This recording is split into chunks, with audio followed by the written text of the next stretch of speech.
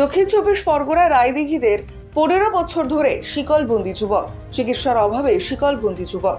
স্থানীয় সূত্রে জানা যায়, দক্ষিণ চব্বিশ পরগনার রায়দিঘি থানার শিফলতলা এলাকায় যুবক ইব্রাহিম মোল্লা, তার বয়স আনুমানিক 36 বছর। দীর্ঘদিন ধরে রায়দিঘি এলাকায় ব্যবসায়ী ছিলেন ইব্রাহিম। হঠাৎ শারীরিক অসুস্থতার কারণে ইব্রাহিমের মাথায় সমস্যা হয়ে যায়। পরিবার থেকে বারে বারে চিকিৎসার জন্য নিয়ে যাওয়া হয় মেন্টাল হসপিটালে, কিন্তু তার সুরাহা মেলেনি। দরিদ্র পরিবারের হওয়ার কারণে চিকিৎসা ঠিকমতো পাচ্ছে না ইব্রাহিম। বর্তমানে চিকিৎসার অভাবে ইব্রাহিম শিকলবন্দি অবস্থায় ঘুরে বেড়াচ্ছে।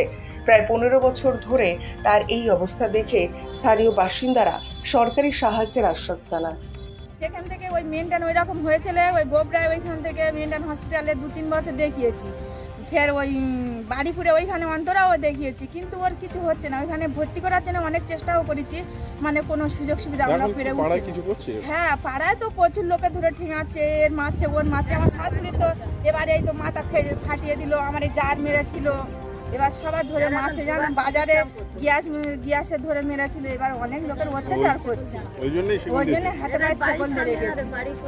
ওই জন্য বলছি, ওটা যদি একটু মানে ব্যবস্থা করো, যে ওর কোথাও যদি ভর্তি করে দিলে ভালো হয়, সেরকম একটু যোগাযোগ করে আমাদের দাও। হ্যাঁ, সরকারি কিছু আমরা সাহায্য করছি, যে কেউ নেই তো, বাবা নেই মানে কেউ নেই, তাহলে দেখার মতন তো কেউ নেই। সরকার যদি সাহায্য করে তো ভালো হয়। হ্যাঁ, সরকার তো সাহায্য করলে খুব ভালো হয়, আর কোথাও যদি ভর্তি করতে আর সুযোগ সুবিধা থাকে, এটা হলে আমাদের আরো উপকার।